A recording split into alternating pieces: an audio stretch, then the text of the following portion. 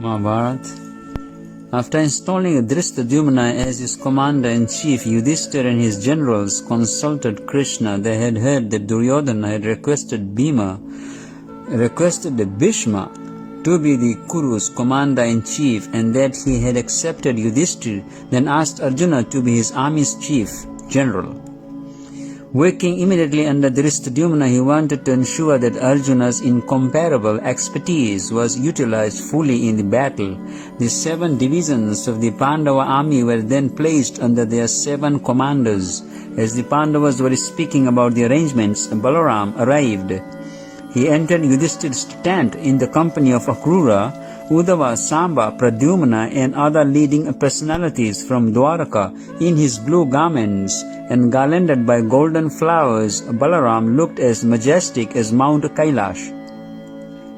Krishna stood to greet him, and all the kings did the same. They worshipped him with affection. Yudhishthira took Balaram's hands and greeted him with warmly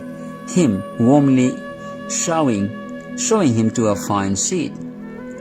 After Balaram had saluted elders such as Draupad and Virata, he took his seat and said, "Many men are about to be slaughtered. Surely fate has ordained it, and it cannot be avoided. It is the hour of death for all these Kshatriyas. The earth is about to become a mass of clay thickened with flesh and blood. I hope you heroes will emerge alive and well." Repeatedly did I request Krishna to act equally toward both Kauravas and Pandavas, but he chose to favor you.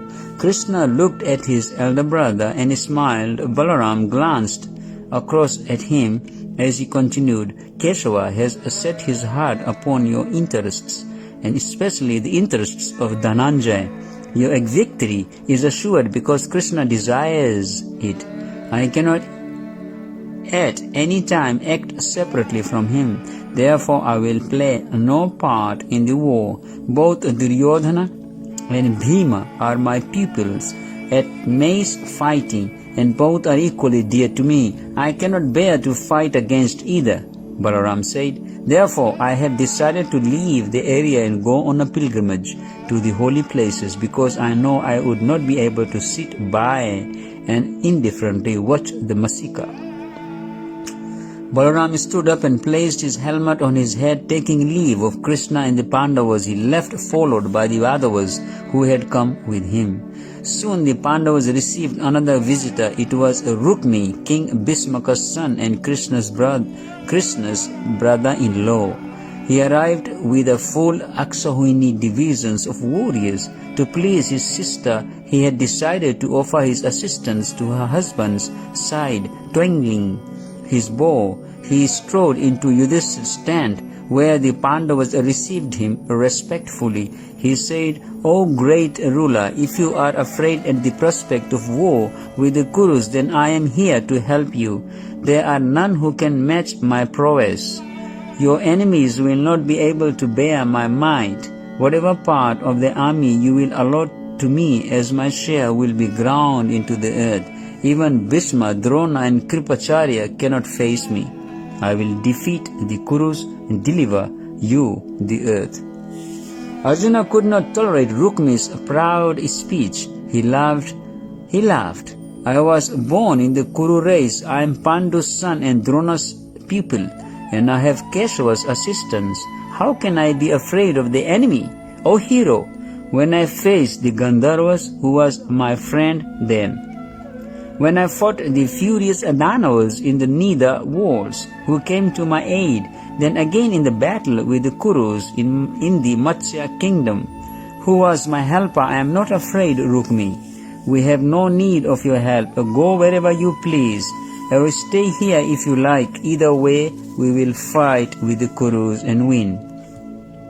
Seeing the other warriors agreeing with Arjuna, Rukmi is cold. Taking up his bow, he marched out of the tent without a sword.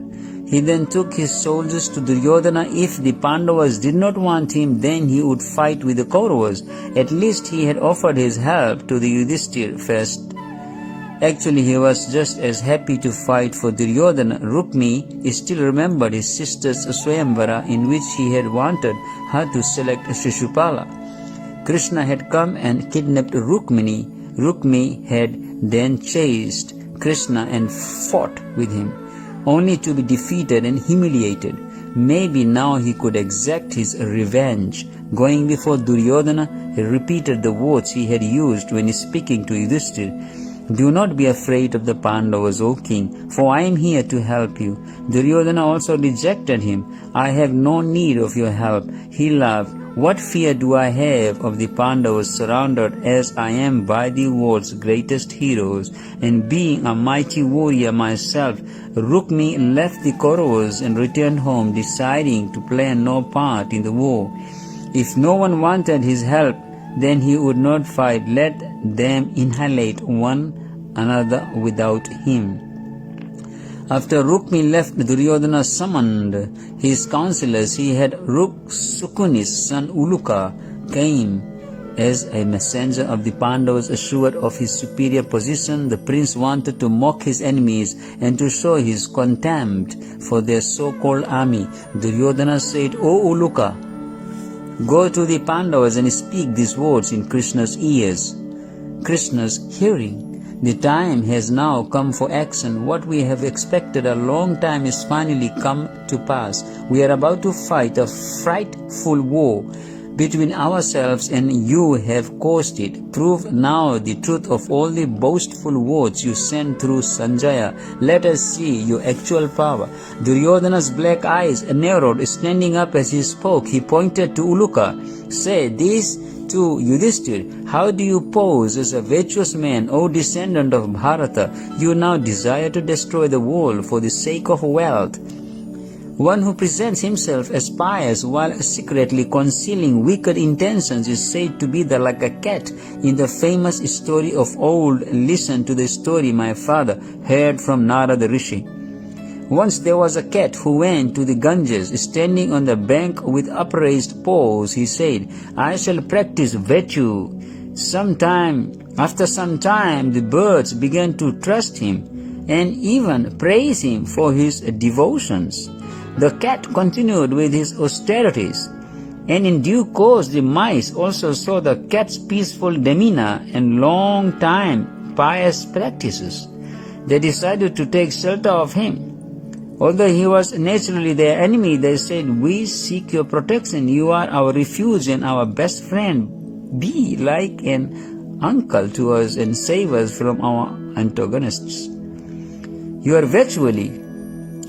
virtuously inclined and have adopted a pious course. The cat reluctantly agreed. I will do what I can for you, but I also need your help. My studies have made me so weak I cannot move. Therefore, some of you must assist me to reach the riverside each day so that I can bathe. The mice agreed to this and began to live around the cat. Every day a number of them would go to the river with him, and the cat would eat them. Thus the cat grew fatter and stronger and stronger, while the mice diminished in number. Soon they realized what was happening. One wise mouse among them pointed out that an animal living on fruits and roots cannot have hairs in its faces. He concluded, this cat only makes a show of devotion. His real business is eating mice. The mice fled in all directions, and the wicked cat also went back to where he had come from. O Yudhishthira, you are behaving in the same way toward your kinsmen. Your words mean one thing while your acts are quite different. Give up your disguise as a gentle and harmless man. Come out and fight like a true Kshatriya. Dry your mother's tears by winning victory in battle if you can. Remember our former antagonism, the poison, the lack house, the insult to Draupadi shows us your real strength. Duryodhana laughed. He derided the Pandavas in various ways, mocking their power and praising his own. He reminded them of all the vows they had taken. Now they should fulfill them. Duryodhana remembered Krishna's universal form, which he had exhibited in Hastinapur. Tell Vasudeva that his display of illusion does not scare me. I too can show my forms, but what is the use of such things, O Keshava? Come in that mystical form to the battlefield, and we will see what difference it will make. I know your power, and I know Arjuna's. I know the Gandiva bow and the inexhaustible quivers he holds, as well as about the fiery chariot Agni gave him with its celestial banners. Still I challenge you. Indeed, I could face 1,000 Krishnas and 100 Arjunas, and still have them flee in all directions. Even knowing everything about your power, I shall deprive you of your kingdom without fear. Duryodhana began to pace as he delivered his arrogant message. Karna, Dusasana, and Sukuni cheered his brave speech and encouraged him to say more. Duryodhana reminded the Pandavas of the dice game and their exile at his hands. Is this not sufficient proof of my superiority? Bhima must have been tired as he cleaned pots in Virata's kitchen. Arjuna wore bangles and braided hair. Yudhishthir became Virata's servant. These are the ways of Kshatriya punishes others weaker than himself. I have no fear of the Pandavas, nor of Krishna, nor of any of the fools who have chosen to fight beside you. I will not retain even the smallest part of your kingdom. Uluka memorized every word in the mood with which it was spoken. Although Duryodhana spoke for almost an hour, he concluded, "Let the battle begin tomorrow. Then you will see your folly like a frog in a well who cannot know the ocean. You cannot know how vast are my forces. One who wishes to defeat Bhishma, Dronacharya and Kripacharya would be able to rend a mountain with his head or swim across an ocean. When you see the Kuru forces assemble like a great sea, then will your desire for the kingdom disappear. All thoughts of ruling this world will vanish. Like a man who has never practiced devotion yet desires heaven, so is your hope for winning the kingdom. Tomorrow we will see who should be the earth's rightful ruler." Duryodhana then told Uluka to deliver the message at once. Uluka mounted his chariot and rode over to the Pandavas' camp with Duryodhana's words ringing in his head. He knew his message would incite the Pandavas' fury, and he approached Yudhishthir with apprehension. "Please see my only as an envoy, knowing the law in relation to messengers. Do not become angry when you hear my words. I will only speak what Duryodhana has told me to say and nothing more." Yudhishthir smiled and showed Uluka to a seat in his tent. "Do not fear, you may speak freely here. Tell us what the small-minded Duryodhana, driven by greed and lacking in foresight, has said." Uluka looked around the tent. All the Pandavas' chiefs were present with their brighter armor and colorful silks that resembled glowing planets decorating the firmament. They were all watching him and waiting for the message. When Uluka had finished, the Pandavas leaped from their seats speechless with rage. They stared at each other and ground their teeth. Their breath came in hot blasts, and they seemed like infuriated serpents. Bhima's eyes turned red, and he looked across at Krishna, who laughed and said, "O Uluka, go back to your master and tell him we have heard his message and understood its meaning. Let it be as he says. The battle will begin tomorrow." Having heard Duryodhana's abusive words, the assembly of kings resembled the storm-tossed ocean. They rose up roaring and slapped their arms. Rubbing his hands together, Bhima roared, "O fool, we have heard your words intended to rouse us to action. If we were weak and inactive, Uluka, carry my reply back to your master. O Duryodhana, only due to respect for our elder brother have we tolerated you for so long. The virtuous Yudhishthir Maharaj has offered peace. You have refused, pushed by your own fate. You now desire to meet Yamaraj. The battle will certainly begin tomorrow. I have vowed to slay you and all your brothers. Do not doubt my power to carry out this vow. The ocean may transgress its banks. The mountains may split asunder, but my words will not prove false. Oh, you little sense, not even the gods and demons combined can save you now. I will drink Dusasana's blood and grind the rest of the Kauravas into the earth. Any Kshatriyas approaching me in anger will go at once to death's abode. I swear by my soul that I speak the truth. Sahadeva then stepped forward. Tell this to the fool who gives you orders. Only because of you has this dispute arisen. You were born for the destruction of your own race. Indeed, of the world, goaded on by Sukuni, you have always acted with evil intentions toward us. You will soon be slain by me before all your warriors. Duryodhana's message was creating a tumult in the Pandavas' tent. The kings and warriors shouted and waved their weapons. Arjuna calmed them. At Uluka, Arjuna calmed them. Then he turned to Bhima and said, O Bhimasena, be patient. Those who have made you their enemy will soon be destroyed. Nothing can save them. There is no need to rebuke Uluka. He is only an envoy. What fault can an envoy commit? The words he spoke were not his own. Arjuna looked at the assembled kings. You have all heard Duryodhana's foul speech directed even toward Krishna. With your leave, I will give my response. By now, Uluka was trembling. Arjuna said, Tell Duryodhana, tomorrow you will have my reply delivered by the Gandiva. Only Enotes use words. Arjuna took his seat by Yudhishthir's side, who then said, I have heard your master's words. Uluka, tell him this in reply, O fool, you have ever adopted an evil course with us. Although you lack power, you now challenge us to war, depending on others' prowess. You utter threats, O real Kshatriya fights his enemies depending upon his own power. Since you are unable to do so, why do you roar so much? Seeing that Yudhishthira had finished, Uluka rose from his seat to depart.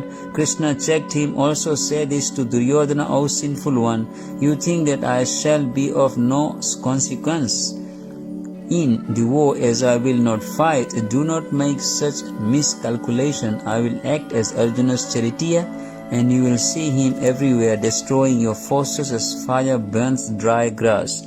Krishna spoke, even if you go beyond the three walls or enter the nether regions, you will see Arjuna's chariot there tomorrow. You also think Bhima has indulged in idle threats, but you can consider that he has already drunk Dusasana's blood. Neither Yudhishthira nor his brothers are in the least afraid of you. You are strong only in speech. As Krishna stopped speaking, Arjuna leaped to his feet. He was not satisfied with the curt response he had given to Duryodhana. He spoke again. Tell this to your master, O worst man. Having installed Bhishma as your commander, you are boasting that Arjuna and his brothers will never attack him, but I will make him my first target. Arjuna's voice seethed with restrained rage as he went on. Although the worshipful grandfather's senses are under control and he possesses great wisdom, he has taken your side and chosen to die. I will not hesitate to direct my arrows toward him. O Duryodhana, your hopes are in vain. You are arrogant, harsh, inhuman, addicted to vice, partial, and you hate virtue. You will soon receive the consequences of your nature. When I am angry and have Krishna as my second, what hope can you have for success? Your relatives will soon lament your death. When you are struck down by Bhima, you will recall your foolishness. When Arjuna sat down, Uluka bowed before Yudhishthira, anxious to depart, reassuring him. Yudhishthira said, Say this to Duryodhana also, you have judged me improperly. I do not desire to harm even worms or ants. What to speak of my relatives? Thus I was prepared to accept only 5 villages to avoid this war. It is only due to you that this calamity has arisen, O men of meager understanding. Overpowered by lust, you could not accept Krishna's advice, and for that reason you rant like one deprived of his senses. What is the use of your words? Come out and fight along with all your friends. Death awaits you. Bhima wrung his hands together and breathed heavily. Although he would have accepted a peaceful solution to the conflict, he could not deny his joy at the prospect of finally confronting the sinful Kauravas. Uluka's message had stroked his long-cherished anger to the point of distraction, but he would have to wait until morning. It would be a long night. Suppressing his rage, Bhima spoke again to Uluka, even more harshly. This is my final word, Duryodhana. O sinful one, either remain in Hastinapur or lie in the belly of a vulture. Those are only choices left for you now. I swear by truth that my words made in the council hall will come to pass. I will drink Dusasana's blood and I will smash your